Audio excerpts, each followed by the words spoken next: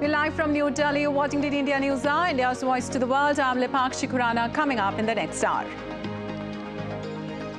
India's Prime Minister Narendra Modi is likely to reply to a motion of thanks on presidential address in the lower house of parliament.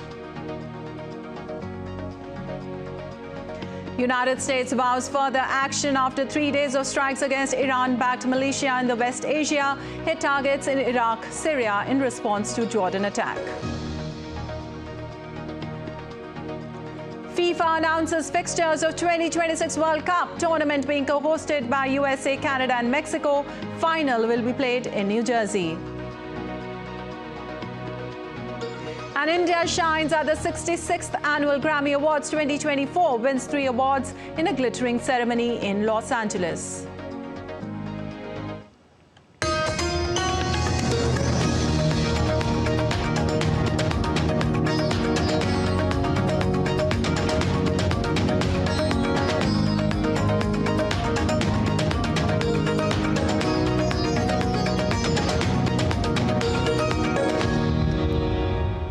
Now to details now. India's Prime Minister Narendra Modi is likely to address the Lok Sabha, the lower house of the Indian Parliament, on Monday in response to last week's address by the President of India, Draupadi Murmu, during the opening of the budget session. With the general elections to elect the next Indian government round the corner, PM Modi's statement in the Parliament in response to the discussion on the motion of thanks on the President's address is expected to be a significant one. He's likely to talk about the various steps taken by BJP-led NDA government, led by him in various sectors, including social infrastructure and economic development. President Murmu had addressed a joint session comprising the 2 houses of parliament at the beginning of the session on Wednesday, and a discussion on the motion of thanks has been on in both the Lok Sabha and the Rajya Sabha, the upper house of parliament. And the findings from All India Survey of Higher Education released recently highlights a surge in student enrollment in higher educational institutions. Notably, here has been a substantial increase in the participation of women in higher education. Here's a report by DD India's correspondent Kriti Vadhera. India has a publicly funded higher education system that is the 3rd largest in the world. The released findings of the All India Survey of Higher Education revealed a current enrollment of 43 million students in higher education institutes. This signifies a notable upswing in enrollment over the past decade.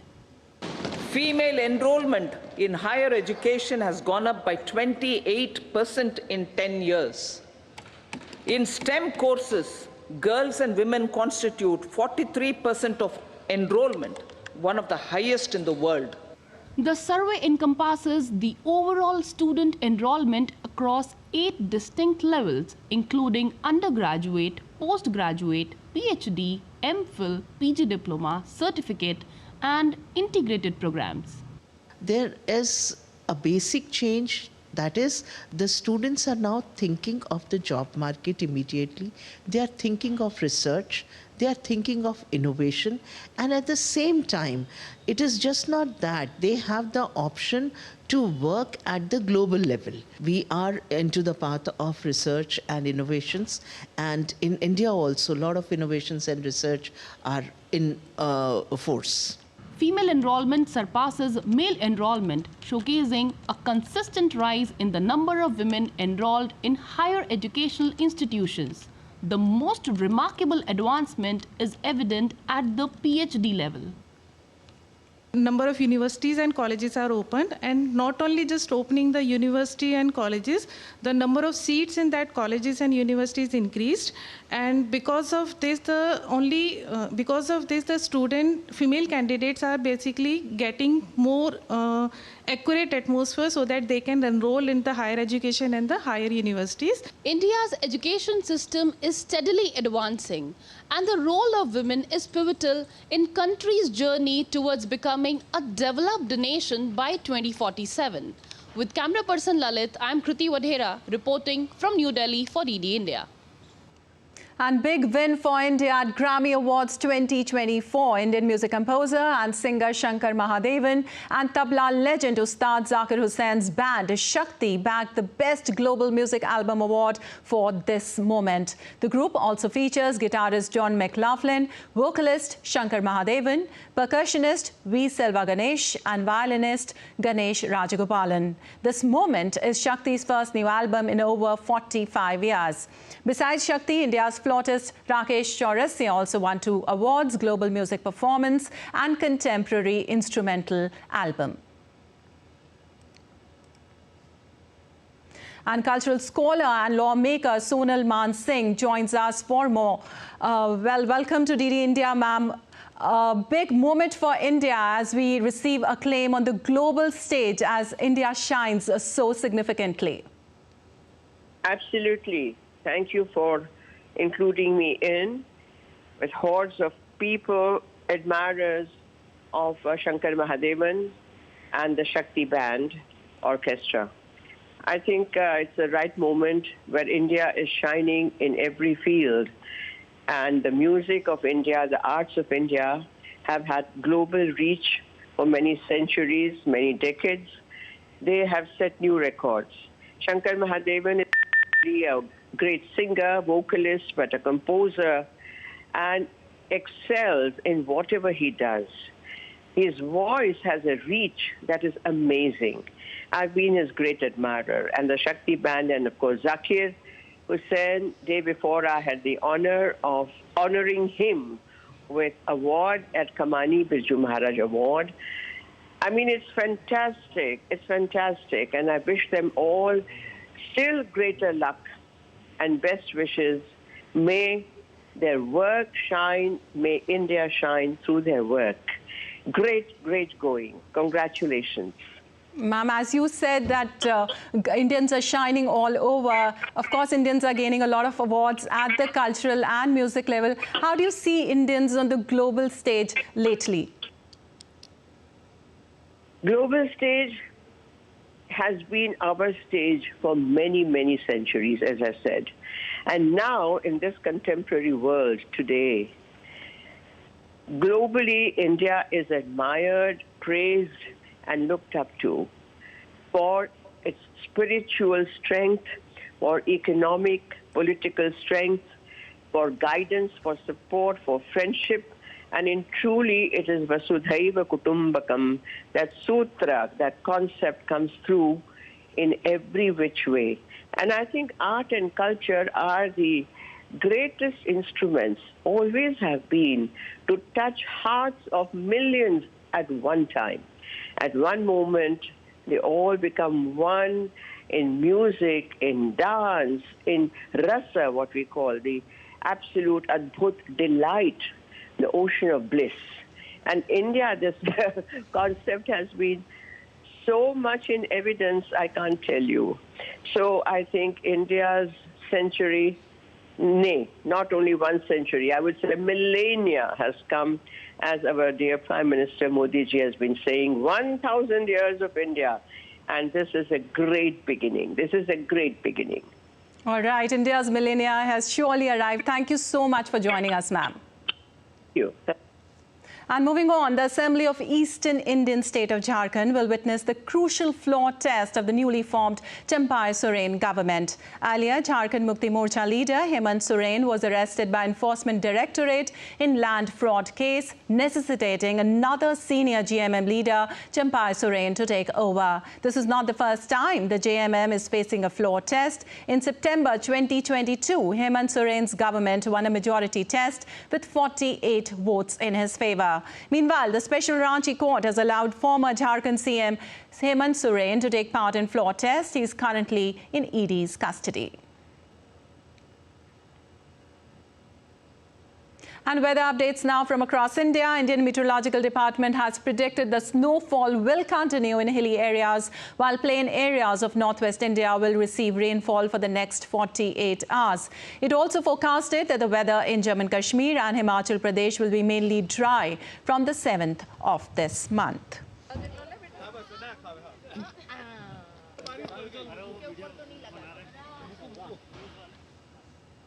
Meanwhile, India's national capital, Delhi, has been receiving moderate spells of rain since last week, which has reduced the early morning foggy conditions as well as improved the air quality. The national capital region has logged 29.9 mm of rainfall in the first 4 days of this month, making it already the wettest February in the last 10 years. India's Meteorological Department, or the IMD's data shows that the last time the city recorded such levels of rain was in February 2014, when the Delhi received 48.8 millimeter of rainfall.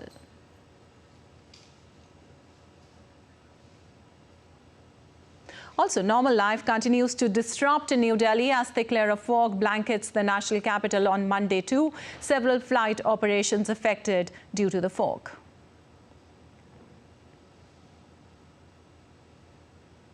And stunning pictures of snow-covered Gulmarg were seen as a fresh spell of snowfall continued on Sunday. The snow-laden trees and glistening slopes added charm to the destination, creating a picturesque scene for the tourist. Notably, Gulmarg is one of the most incredible tourist destinations, famous for its eye-catching view during the snowfall season.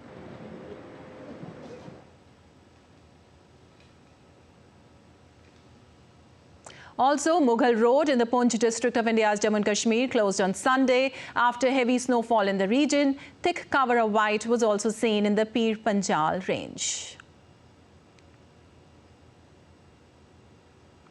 Fresh spell of snowfall blanketed the Doordarshan district in Jammu and Kashmir on Sunday. Also, people were seen enjoying the snowfall as the scenic view of mountains covered with snow looked beautiful. The fresh spell in the region led to a considerable decrease in temperature, resulting in cold wave across the region. Well, tourists enjoyed heavy snowfall in the high hills of Manali in Himachal Pradesh. As the first snowfall of the season brought cheers to residents, tourists and farmers. Braving the cold, tourists and residents thronged the Mall Road and Ridge in the heart of the city to enjoy the snow. 475 roads blocked and power and water schemes have been disrupted due to the snowfall.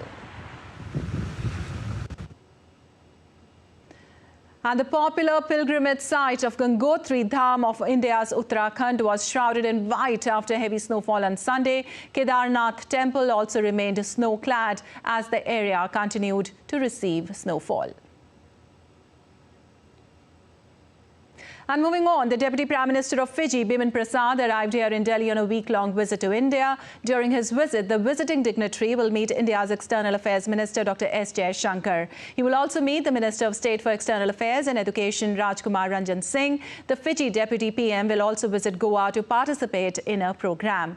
He's also scheduled to visit Ayodhya on the 8th of February. The Deputy PM of Fiji, who also serves as the Minister of Finance, Strategic Planning, National Development and Statistics for his country, is the first foreign leader to visit Ayodhya after the Pran Pratishtha ceremony on the 22nd of January.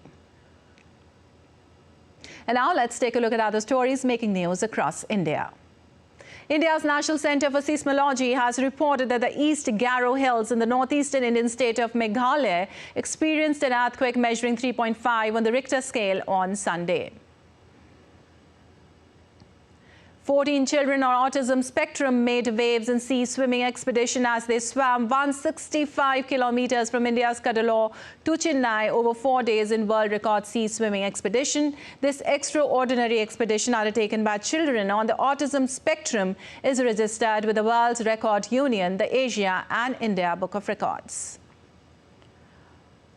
The streets of Kolkata in the Indian state of West Bengal played host to a spectacular event as the much-anticipated vintage car rally of 2024 unfolded with grandeur. The rally brought together a splendid array of classic automobiles, each steeped in its own unique history and charm.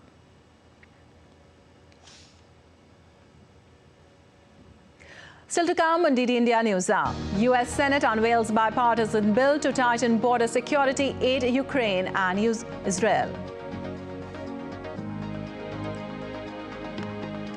US Secretary of State Antony Blinken heads to West Asia on his 5th visit since 7th of October. And Maldives President Muizu delivers his address at the first parliament sitting of 2024. The main opposition parties boycott the address.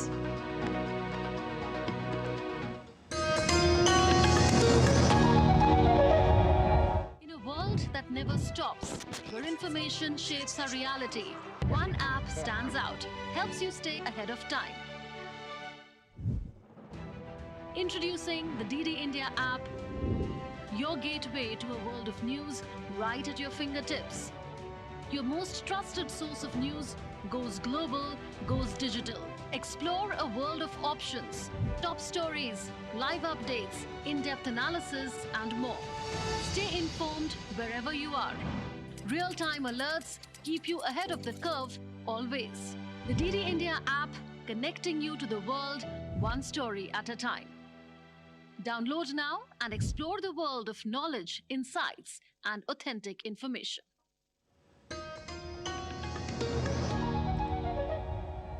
Welcome back. You're watching the India News. I'm Lepakshi Kurana, and moving on, the United States has vowed further action after 3 days of strikes against Iran-backed militia in the West Asia. The White House National Security Advisor Jack Sullivan, in an interview on Sunday, said the U.S. is planning more steps in its response to the attack in Jordan, which killed 3 U.S. troops a week ago.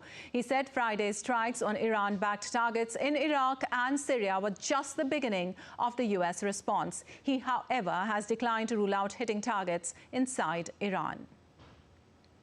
Also, the United States and Britain unleashed attacks against 36 Houthi targets in Yemen a day after the U.S. military hit Tehran-backed groups in Iraq and Syria in retaliation for a deadly attack on U.S. troops in Jordan. DD India's Nick Harper reports. More from Washington. The message from the White House is clear, that there will be a continuation of its strategy to strike targets in the Middle East.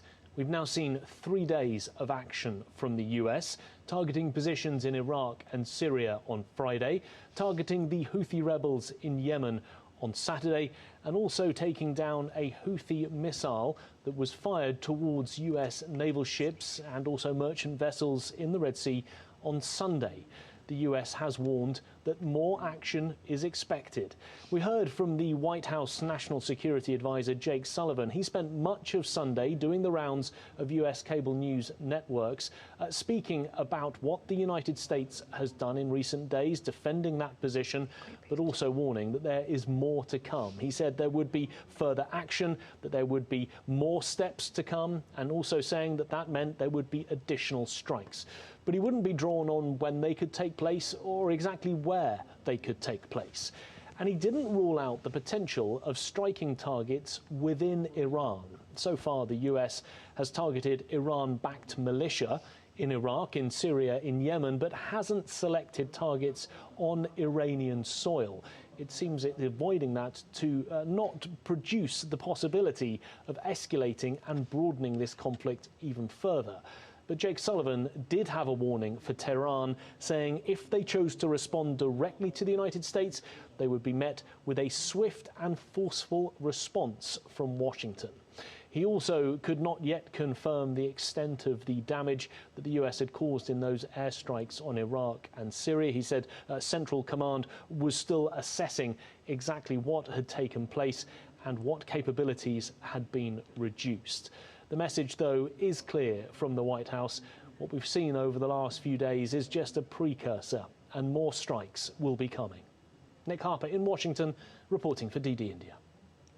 And Britain's Prime Minister Rishi Sunak said on Sunday that strikes on Houthis were self-defense against the group's continued targeting of commercial ships and warships in the Red Sea. Sunak added that he wouldn't hesitate to protect both British lives and interest. Well, since the last set of strikes, we've seen the Houthis continue to attack shipping in the Red Sea. That's obviously unacceptable. It's illegal. It puts innocent people's lives at risk and has economic consequences. Now, that includes attacks, by the way, on British-linked vessels, and that's why we've acted, again, in self-defense, in a proportionate way, and together with our allies. I've been clear that I won't hesitate to protect British lives, British interests, and our diplomatic efforts are focused on bringing de-escalation and stability back to the region. Well, the UN Security Council is going to hold an emergency meeting on Monday regarding the US strikes in Iraq and Syria. The meeting has been requested by Russia after accusing the US of intentionally aggravating the situation in the West Asia. The strikes were launched in retaliation for the death of 3 American soldiers. And U.S. Secretary of State Antony Blinken has departed on a visit to the West Asia. This will be Blinken's 5th trip of the West Asia since the conflict between Israel and Hamas began on the 7th of October last year. The top U.S. diplomat will travel to Saudi Arabia, Egypt, Qatar, Israel and the West Bank. State Department spokesperson Matthew Miller in a statement said the Secretary will continue diplomatic efforts to reach an agreement that secures the release of all remaining hostages and includes a humanitarian pause that will allow for sustained, increased delivery of humanitarian assistance to civilians in Gaza. Well, meanwhile, the Israeli army released footage on Sunday, it said, showing troops conducting raids at Hamas facilities in Gaza's Khan Yunis, where weapons were found. Footage showed troops inside a tunnel as well as buildings which the army said was a Hamas training facility. Earlier, the army said troops in Khan Yunis seized a Hamas compound and killed several gunmen. Israeli Prime Minister Benjamin Netanyahu said Israeli forces in the city were neutralizing Hamas tunnels that run throughout Gaza, enabling gunmen to hole up and launch ambushes. And families of Israeli hostages held by Hamas in Gaza held a protest on Sunday night outside Tel Aviv's Defense Ministry building, where Prime Minister Benjamin Netanyahu's cabinet was convening to discuss a possible hostages release deal with Hamas. Hostages' family members and their supporters held up signs with photos of their loved ones demanding immediate release of remaining hostages.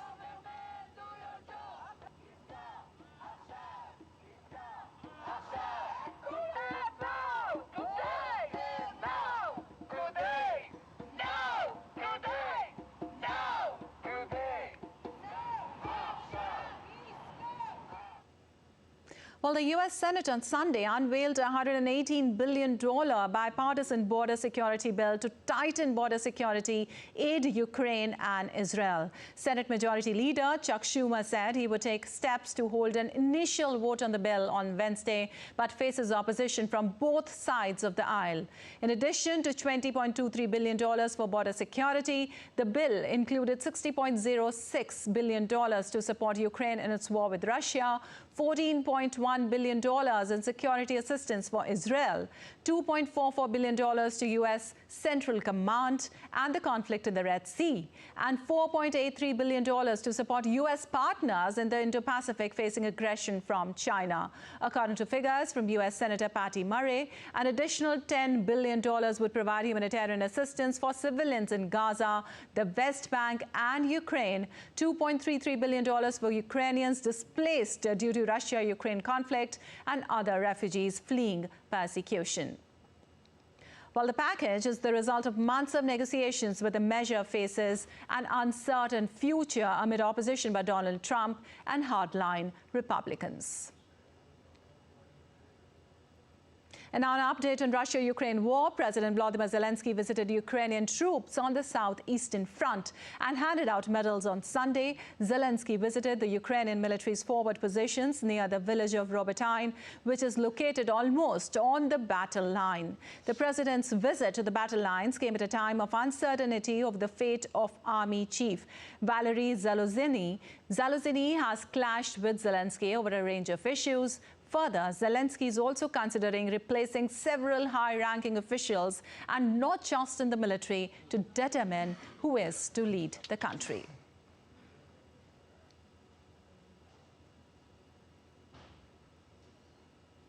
And moving on, Texas Governor Greg Abbott vowed to defy the Biden administration and maintain state control of a U.S. border hotspot on Sunday. He was joined by fellow Republican governors from 13 other states. The Biden administration has maintained that border control falls strictly under federal jurisdiction, but Abbott has deployed the Texas National Guard at Shelby Park in the border town of Eagle Pass and staged a news conference along with Republican governors. The governors gathered one day after hundreds of protesters from around the U.S. flocked to the Texas border town of Quemado to vent over illegal immigration.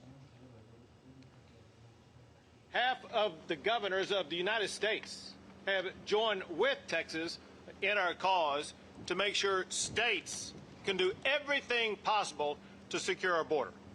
that we are banding together to fight to ensure that we will be able to maintain our constitutional guarantee that states will be able to defend against any type of imminent danger or an invasion. And the US has urged Papua New Guinea to turn down China's offer of a potential security pact. United States Deputy Secretary of State Richard Verma warned the Pacific nation that any security guarantee with Beijing comes with consequences and cost.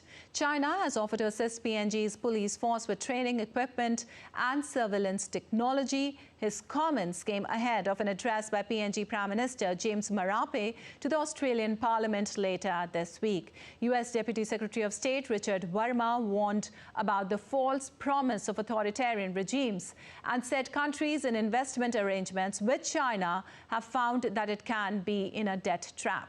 There are other options out there, Verma added. And the 7th meeting of the Working Group on Amendments to the International Health Regulations will be held from today till 9th of February. The opening plenary session will be publicly webcast and will be open to WHO member states, associate members and regional economic integration organizations, as well as to relevant stakeholders. The World Health Assembly agreed to embark on a process to consider proposed amendments to the current international health regulations in May 2022. The process builds on lessons learned from the various review panels that examined the functioning of the IHR and the global health security architecture during the COVID-19 pandemic. Well, Japan's Eisai aims to roll out its groundbreaking Alzheimer's drug Leqembi to 1,500 people in China by September. Eisai expects growth to accelerate significantly in 2025 as diagnosis methods change. Leqembi, which works by removing a toxic protein called beta amyloid from the brain, is the first Alzheimer's treatment proven to alter the course of the fatal brain-wasting disease. China approved Leqembi in January. The treatment given by infusion twice a month slowed progression of the disease by 27% for patients in the earliest stages of Alzheimer's in a clinical trial. Eisai and US partner Biogen have already rolled out Leqembi in the United States and Japan. And the Election Commission of Pakistan has disqualified Shah Mahmood Qureshi of the Pakistan Tehreek-e-Insaf Party from contesting in elections for 5 years. This decision comes after the former Foreign Minister of Pakistan was sentenced to jail for revealing state secrets. And Bangladesh has approved the import of 34,000 tons of potatoes from India. The decision comes as a solution to rein in the soaring prices of potatoes in Bangladesh ahead of the holy month of Ramadan. A total of 25 tons of potatoes were imported from India through the Najpur's Hill land port on Saturday. The price of potatoes have now come down to 25 to 30 taka per kg at retail markets, which had earlier been priced at 40 to 45 taka.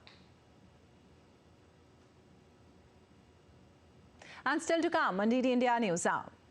Maldives President Mohamed Muizzu delivered his first address at the Parliament.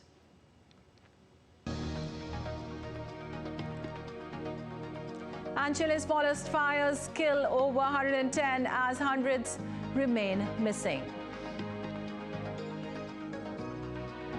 Also, Mexicans gear up for Lunar New Year with a dragon costume contest.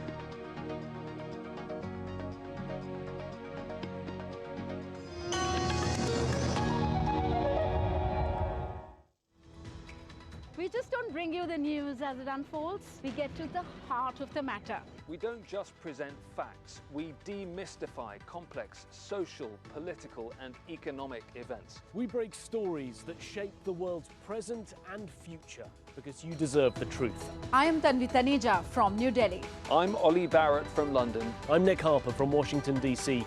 Join us on DD India Global Monday to Friday at these times.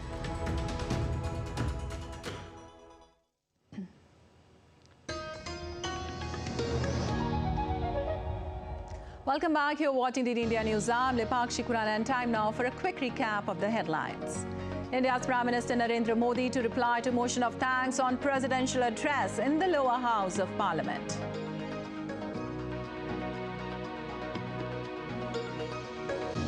And India shines at the 66th Annual Grammy Awards 2024, wins 3 awards in a glittering ceremony in Los Angeles. Also, United States vows further action after 3 days of strikes against Iran-backed militia in the West Bank. West Asia hit targets in Iraq, Syria in response to Jordan attack. And FIFA announces fixtures of 2026 World Cup tournament being co-hosted by the USA, Canada and Mexico. Final will be played in New Jersey. And moving on, the second India Energy Week is taking place in coastal state of Goa from the February 6th to 9th. The focus of India Energy Week is sustainable energy. Listen to our correspondent Tapas Bhattacharya with more details.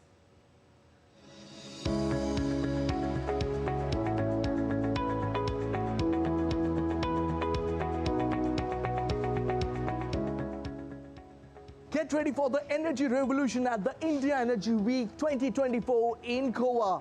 From February 6th to 9th, witness a gathering of 17 energy ministers, over 35,000 guests and an impressive more than 900 exhibitors coming in this India Energy Week.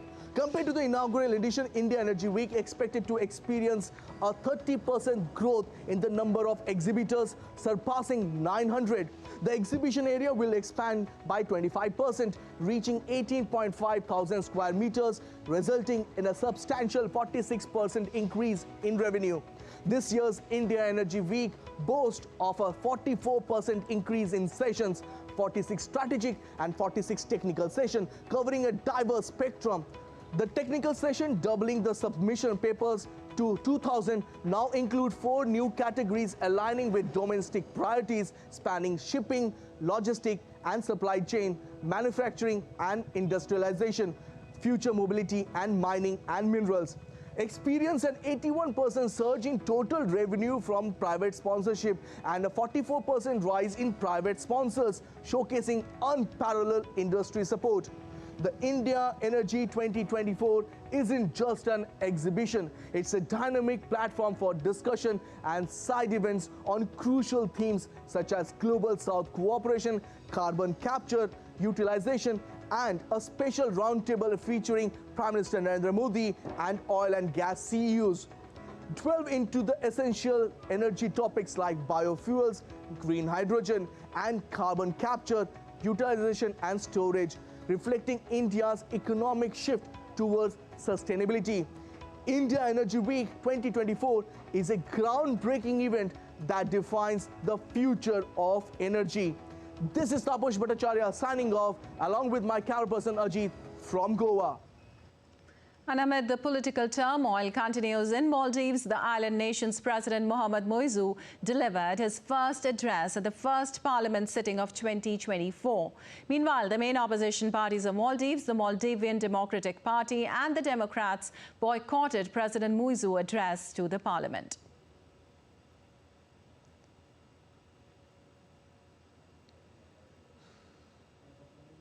And with the Pakistan general elections drawing near, explosions and violence have also become prevalent in the last few days in the country. Terrorists attacked a police station in Khyber Pakhtunkhwa's Dera Ismail Khan district. Over 10 policemen killed and 6 injured in the attack.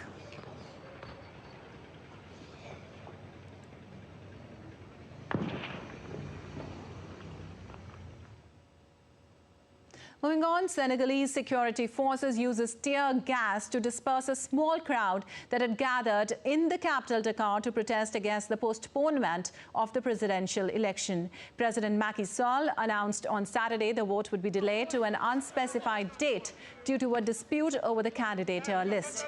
The forces detained presidential candidate Anta Babakar near the protest. Around 200 protesters blocked traffic, blocked the roadways of burning tires. Senegal has never delayed a presidential vote. The move has sparked a constitutional crisis and dealt a blow to democracy across West Africa.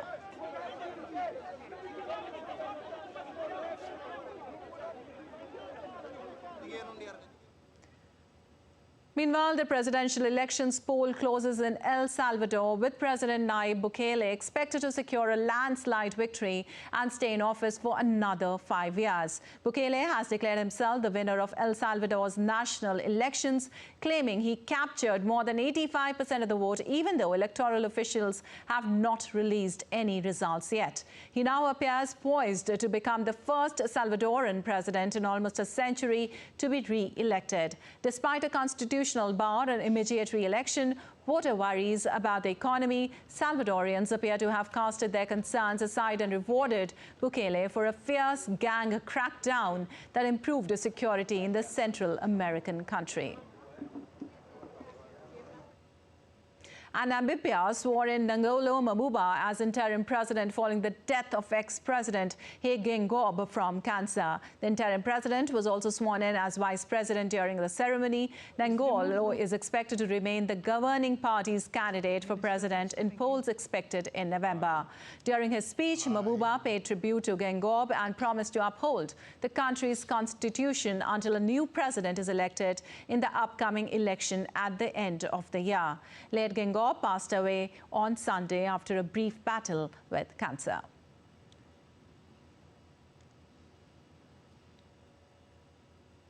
And U.S. President Joe Biden took his re-election pitch to Nevada voters on Sunday, part of a two-day stop in the 2024 battleground state ahead of Tuesday's Democratic primary. The president attended two campaign events in the arid western state, which has just over 3 million people, most of them clustered around the gambling and entertainment center, Las Vegas. Biden visited the historic West Side, an area northwest of the Las Vegas Strip, where Black Americans faced with segregation founded their own casinos and clubs a century ago. Taking the stage to Queens, another one bites the dust. President Joe Biden came straight at claims that life in America was better under former President Trump during a campaign event Sunday in Las Vegas. And Republican presidential candidate Nikki Haley delivered a speech in Charleston, South Carolina on the 4th of February, addressing attacks on Trump and Biden, addressing the men's age, and was interrupted by a crowd heckler. Not only voted, it takes 1,215 delegates. He has 32 delegates. I have 17 delegates. We want the other 48 states and territories to be able to show the power of their voice. And let me tell you something, I'm not going anywhere. I voted for Donald Trump twice. I was proud to serve America in his administration. But chaos follows him. Y'all know I'm right. Chaos follows him. And we can't be a country in disarray and a world on fire and go through 4 more years of chaos. We won't survive it. And moving on, firefighters in central Chile on Sunday battled to quell fierce forest fires that have killed 112 people so far and razed entire neighborhoods. Hundreds of people are still missing. Authorities say stoking fears the death toll will keep climbing as more bodies are found on hillsides and houses devastated by the wildfires. Chilean authorities have introduced a 9 p.m. curfew in the hardest hit areas and sent in the military to help firefighters stem the spread of fires, while helicopters dumped water to try to douse the flames from the air. The fires that gathered momentum on Friday now menaced the outer edges of Vina del Mar and Valparaiso, two coastal cities popular with the tourists. The urban sprawl of those cities accounts for more than 1 million residents west of the capital, Santiago. Chile's President Gabriel Boric has warned the country faces a tragedy of very great magnitude. Muchas gracias. It's hard to think there are so horrible and heartless people who could be able to inflict so much pain. But if these people exist, we'll search them, we will find them, and they will have to face not only the entire society's rejection, but also the law. We have said it and we repeat it. Today's priority is to save lives, as there are still active fires, assist the injured people, and control the active fires that are now being battled. Well, also, California is facing another severe weather event as heavy rainfall and hurricane-force winds are predicted to batter most of the state, threatening floods, mudslides and power outages. The National Weather Service issued a rare hurricane-force wind warning for Big Sur and nearby areas. The storm has also put a large swath of Southern California under a high risk of excessive rainfall through Monday. Evacuation orders have been issued in Santa Barbara and Los Angeles counties, while mandatory evacuations are in effect in parts of San Jose and Ventura County.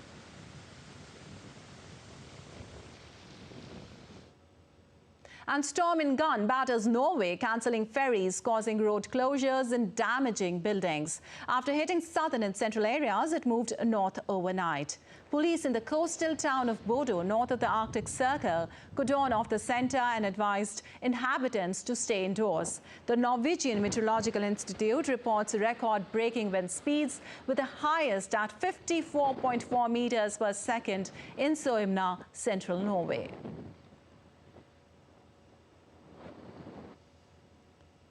Well, also, due to unseasonably warm temperatures in Rome, winter clothes are unsold as January sales commence. Glacial melting in the Alps and ski resorts reliant on snow canyons, further evidence of climate change. The extreme heat marked December 2023 as Italy's second hottest month in 200 years. The European Union's Copernicus Climate Change Service reported last year as the world's hottest on record, sounding the alarm for climate change.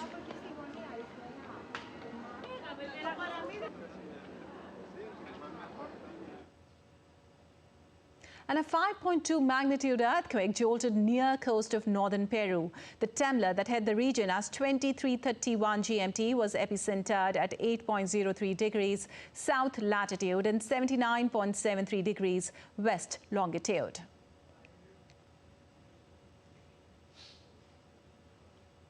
And now let's take a look at other stories making news around the world. Poochies dressed as Minnie Mouses and other fancy canines participated in Rio's annual Pooch Parade on February 4th at Copacabana Beach in Brazil. Blocao, a carnival group, allowed pets and owners to celebrate together in full regalia. The Canine Festival is part of Rio's annual celebrations filled with Brazilians and tourists from around the world. Human carnival competitions will take place from February 9th to the 17th. Parisians have approved a threefold increase in parking charges for large SUVs, aiming to make the city a fully bikeable one. The referendum, which came after residents banned e-scooters, aims to discourage bulky, polluting cars and apply to electric cars of 2 tons and more. However, analysts warn that this measure may not be an effective solution to the pollution problem. Mexicans are gearing up for Lunar New Year with a dragon costume contest aiming to better understand Chinese zodiac culture and celebrate Spring Festival with Chinese people. The competition divided into children's and adult groups. Most entries echoed the Chinese zodiac and Year of the Rat. The Copenhagen Light Festival, an annual event, features art installations, sculptures and projections to illuminate the city until 25th of February. Artists from Denmark and around the world have participated, and visitors can participate in walking and cycling tours focusing on different themes. The festival began on 2nd of February and continues until 25th of February.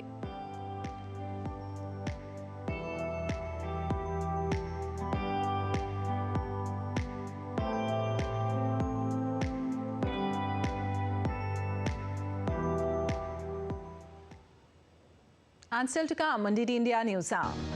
India sets a victory target of 399 runs before England in the Visakhapatnam test. And India lost its second game in a row in the Women's FIH Pro League to world number 1 Netherlands.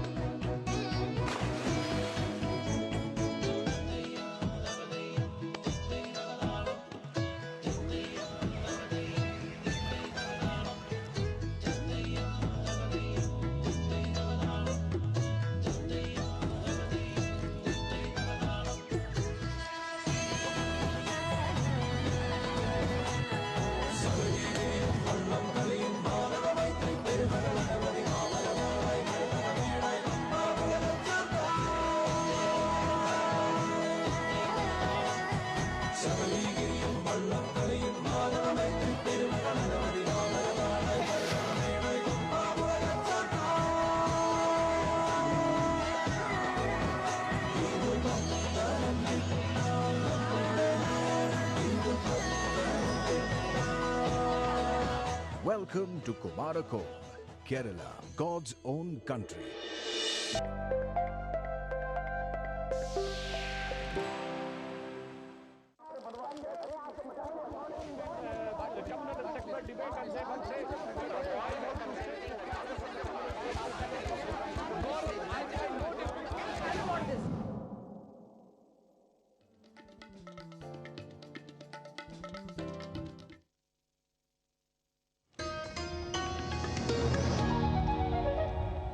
Welcome back. You're watching the India News. I'm Lipakshi Kuran. An update on markets now. Week's opening session are witnessing mixed sessions in the Asian markets in early trade on today. The Asian Dow is up by 0.14% and Japan's Nikkei 225 is also trading in green, up by 0.55%. But Hong Kong's Hang Seng Index is trading down along with and the benchmark Chinese index Shanghai Composite as well as Korea's Kospi. Even Indian indices, Sensex and Nifty, have been flat since morning and have been alternating between red and green. At 10:11 a.m. local time, the Sensex gained 223.34 points to 72,309.98, while Nifty gained 88.10 points to 21,941.90. The previous session saw Nifty 50 hitting a record high, but stronger than expected U.S. jobs data dampened hopes of an early Federal Reserve rate cut, impacting the Asian markets.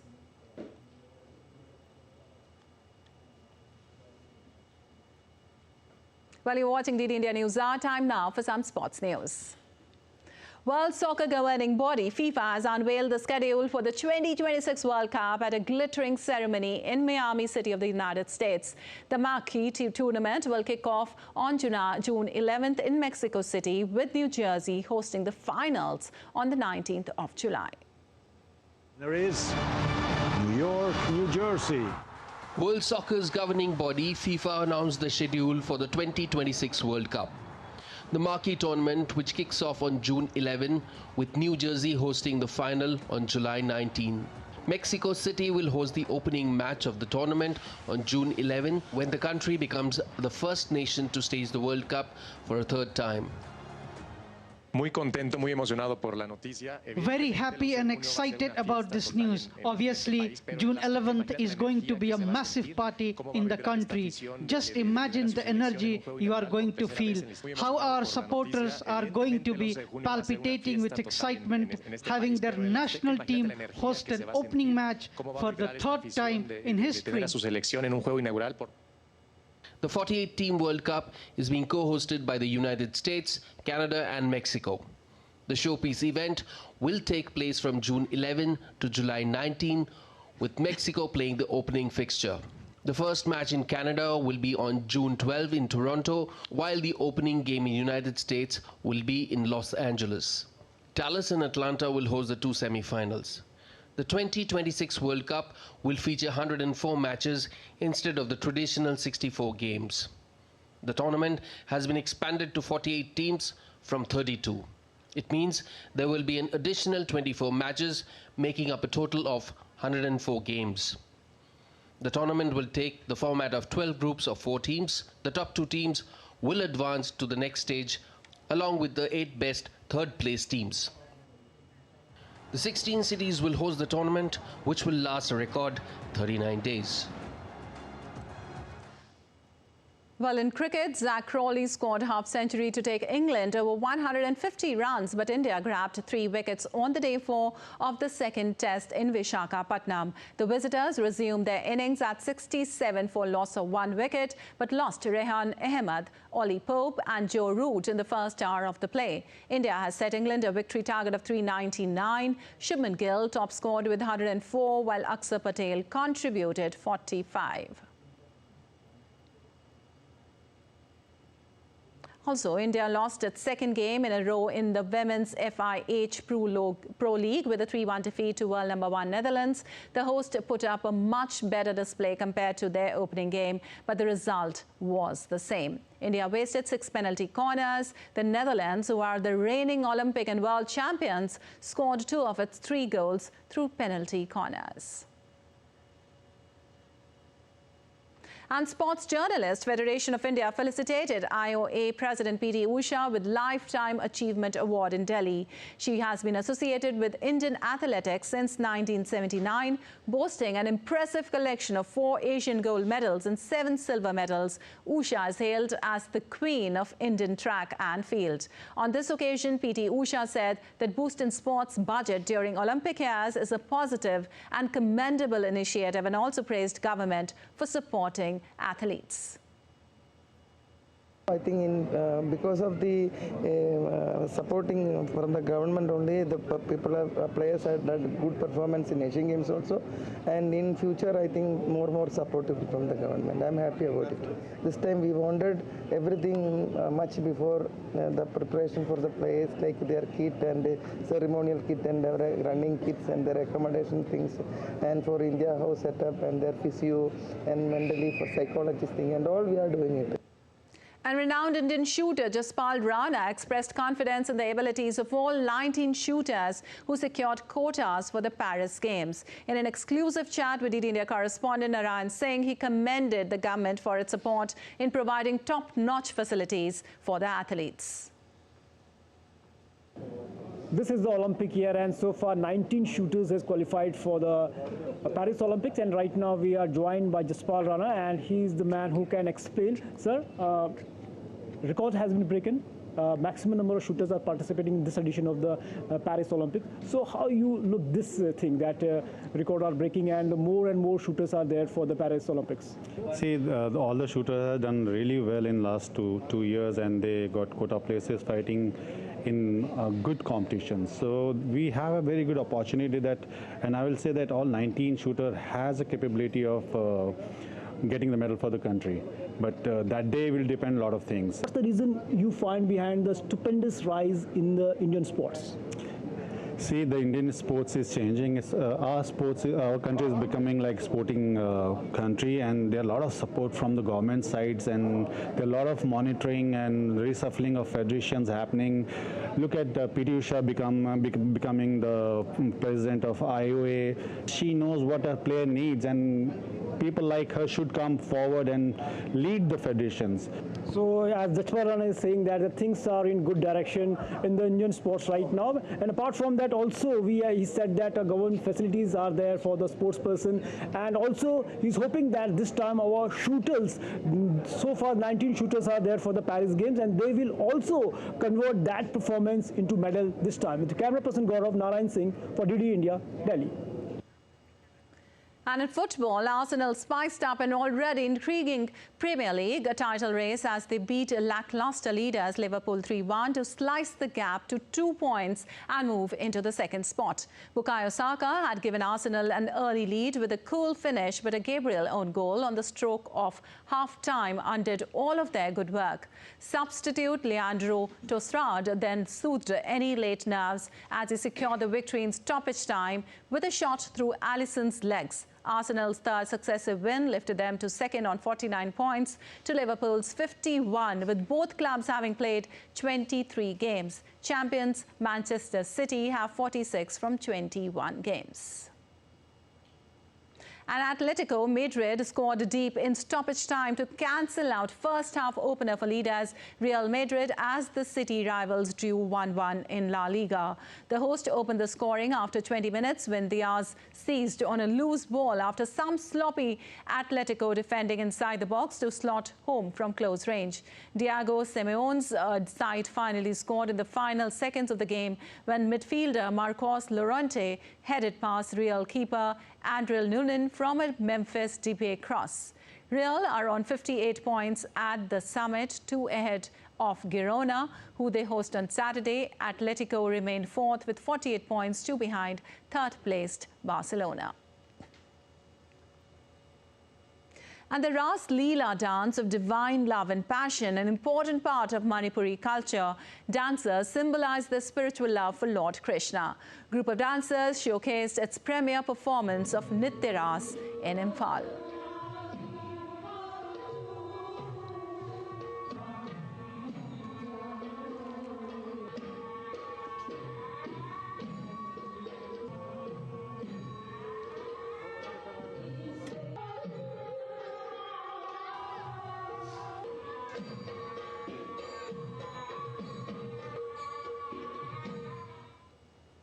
And now let's take a look at the headlines once again. Okay, for now, that's all for this edition of DD India News Hour. But let us know your thoughts on the news of the day. You can connect with us on Facebook, X, formerly known as Twitter and Instagram. We'll be back with more news as it breaks here on DD India. I'm Lipakshi Kurana from all of us here in Delhi. Thanks for watching DD India News Hour.